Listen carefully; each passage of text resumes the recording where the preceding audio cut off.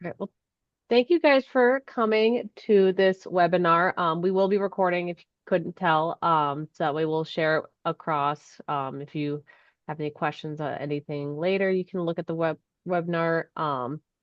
But I will just hand it off to Masum and he will get started talking about um ORCID. So thanks, Masum. Thank you, Clara. Hello everyone. Thank you for joining this ORCID webinar. I am Masum Rana, Program Coordinator at the Office of Research and Innovation. So, what is ORCID ID? ORCID ID is an open researcher and contributor ID. It's simplify the scholarly identity and ensure the unique identification for researcher. Like you can add your research activities, publishing papers, grant writing, releasing your data set, or it will help you for while you will write a grant. Like there are several kind of benefit for having ORCID ID. As I told, like you will get a unique identification number. Your name can change over time, or your name could have in different languages. It's simplify all of your workflow. Like it will list all of your grant which you have been awarded throughout your career. You can put all of your presentation list which you have delivered throughout your life. You can include it all of your report, your publication, journal, and lots of things. I will talk later this what kind of things you can add on the ORCID ID, and you can release your data like privately or public or only me, whatever it is. Like having ORCID ID, you will integrate a research system, like you will integrate with the publisher, repositories, other professional association, universities, or funding organization. Also, ORCID promote your visibility when you will have a ORCID ID. If someone search research article, if you have included ORCID ID while you submit a manuscript in a conference paper or journal article, then it will it will give you a top of the bar while someone will search related article. Then ORCID use internationally many organization. You can also put your current affiliation in ORCID or your previous affiliation or work history in the ORCID. It will it will give you a less paperwork. Like take for example, you have hundred of research article. You don't need to put all of in your CVs.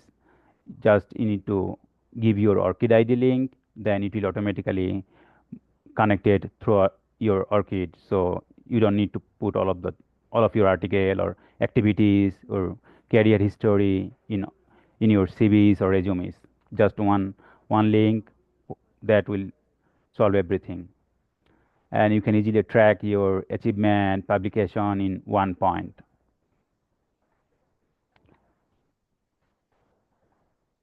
So why ORCID is actually important?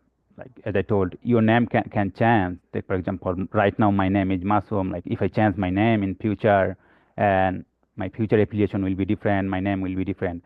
Then if someone search my article, then he or she will be confused, like whether this Masum is similar to the previous Masum or not. So then, as I told, like your same ID you can use throughout your entire career, even if you change your discipline. Take, for example, currently I'm working on public health. In future, if I work on the social work, then I can easily shift it. And nowadays, like if you want to publish a paper or submit a journal article, then they will require having ORCID ID, like Elsevier, Taylor Francis, Springer, or PubMed. They ask having ORCID ID.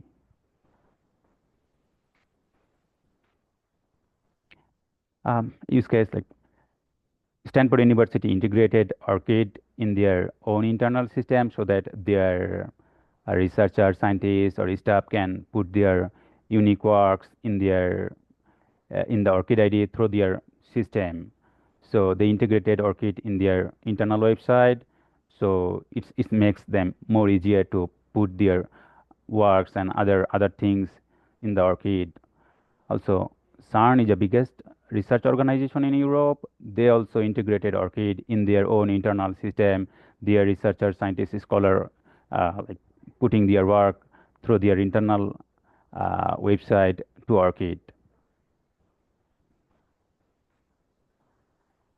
As we have ORCID ID, so I'm not showing you how to create ORCID ID. I'm just giving you a simple like things.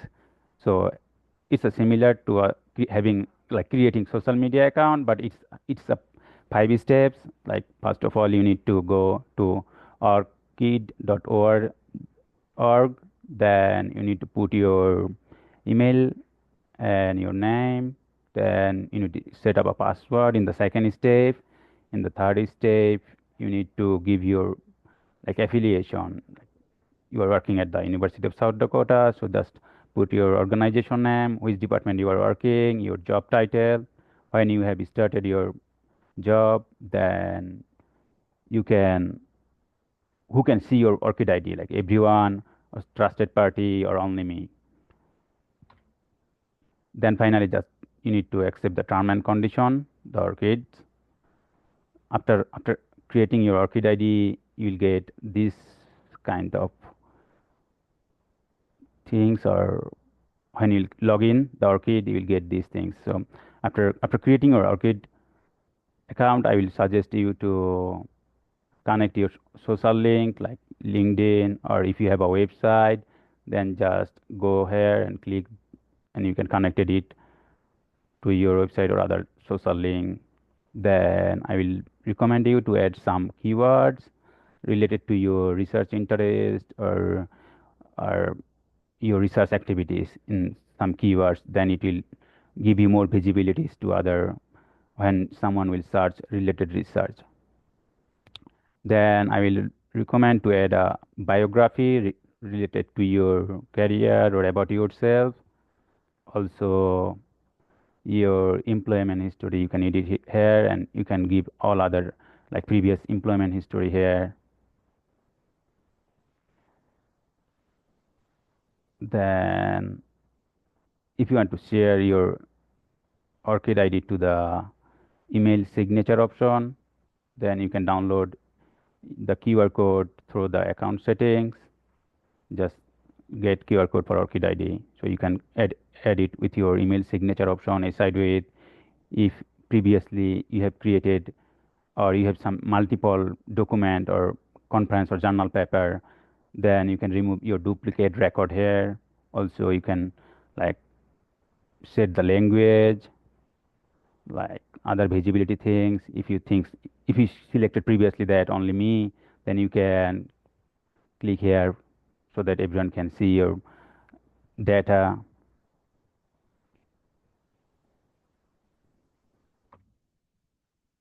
Now, after completing all the things, take for example, now you want to add your professional activities, like you are a visiting scholar in other university or other position, you are a guest lecturer or board member or conference keynote. You can add it in the ORCID, or you are a distinction, or you have a, like professional awards, government awards, or any other awards. You can add in the ORCID, or you have a membership like APHA or APA, whatever membership you have, you can also include it, all the membership things in your ORCID ID. Also, what kind of service you have provided in future or currently providing any service, or you are affiliated with other organization, you can also add it to your ORCID. Or you are mentorship any other organization, you can put all these things in ORCID. So what you need to do, just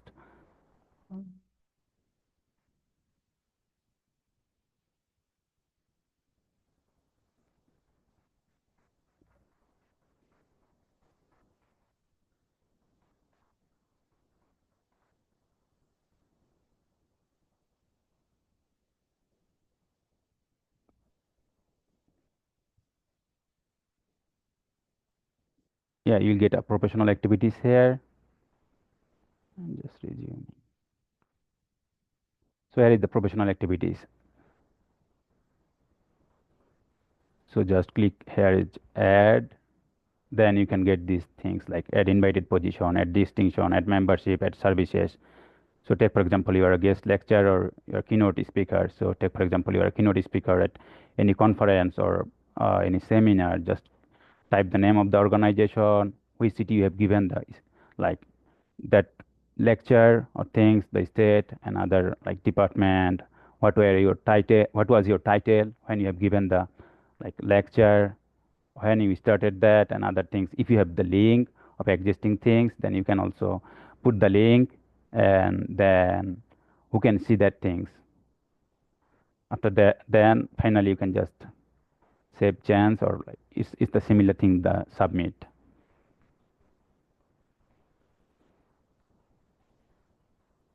Similarly, you can add other professional activities, like as I told, service, membership, distinction. Like if you have membership, then click which membership you have, like AP, APA, or whatever it is.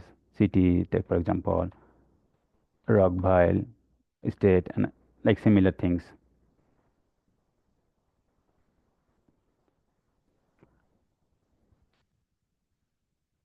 Now, if you have a award or funding, then you can add it to the ORCID. Take for example, we have already had a award on like these two authors. The award is the award title is Rural Dental Health Service and Program. Award number is this, and the award amount is this. So, take for example, I want to add this award in ORCID. So I need to go the funding option here. If, take for example, this is funded by HARSA. If HARSA has given me the any link, then I just click the link, and it's automatically retrieve the all information regarding that funding information. Or if HARSA haven't provided me any link, then I need to put it manually. So what I can do it, for example, I don't have any link, so I will go to add manually. Then I will give just the information about that about that grant information.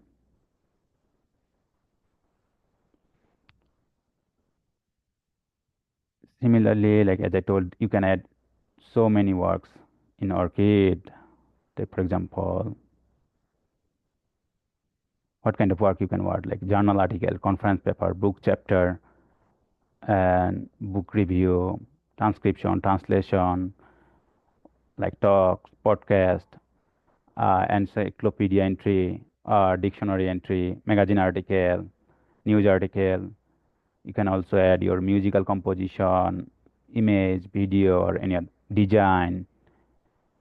You can also add your personal data set or any other software, and so many things you can add. So just you need to go to the works, add manually, then you can add it by giving the information here. Take for example, we have a conference article or journal article. So we have a DOI. I just copy that. So add DOI. If you click the DOI number, it will automatically retrieve the information. So you can just save it.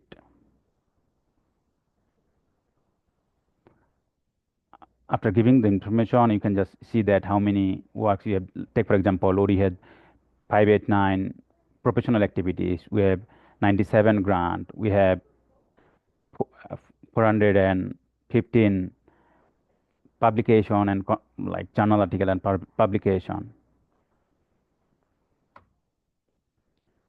So you can also retrieve your information from the Google Scholar account. Take for example, you have a Google Scholar, then just click here and export the data. Like I want to export it to BIP text. So when I will save this, take for example, my BIP text file is citation.txt. Now I can retrieve all of my Google Scholar information. Just click here, like in the work section, just add to BIP text. Then you can choose your BIP text file. oh, like you'll get your beep text file here in your download option or whatever it is. After clicking this, all of your Google Scholars information automatically retrieve. Similarly, you can retrieve your other conference or articles through the crossref. Take for example, I have a article on this. Just I will go to the crossref. So those who don't know about the crossref is a digital object identification number they provided usually. And take for example, I don't know about my article. What is the digital object identification number? I will search it in the crossref. So now you are seeing that here is my article. I got the DOI number. Then I just click it. And again, I will back to the ORCID. I'll go again add. Then I'll go add to DOI. Then I just click. It will automatically retrieve. Look, I got automatically every data. I don't need to put the co-author, the publication information, journal or conference information, date, everything automatically retrieve. So like managing your ORCID record, I'll recommend when you will in future or from today's when you will submit new conference paper or any article, just add your ORCID ID so that it automatically connected with your ORCID profile and all the information will automatically go there and you will get email from ORCID like they will say you this is your new article published this website and you need to just click it and just confirm that yeah this is my new article or it will automatically connected. I think it's a small webinar. So though it was 1 hour long, I think it's not needed 1 hour. So if you have any question, then you can ask me.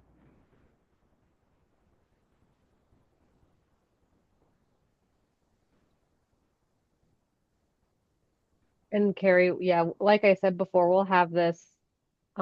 Thank you so much for attending. Yeah, we'll have this online. We'll be posting it onto our YouTube page and sending it out to the listserv. Thank you so much, Masum, for all that great information. I'm really excited for.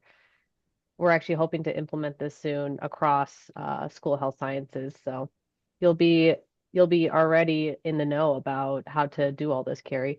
Our next webinar next month will be going over PowerPoint presentations, how to do some design, um, some tips and tricks that you can do in order to make your PowerPoints look a little bit fancier. So keep an eye out on the listserv for that. But thank you so much for attending. Bye bye. Thank you. Bye.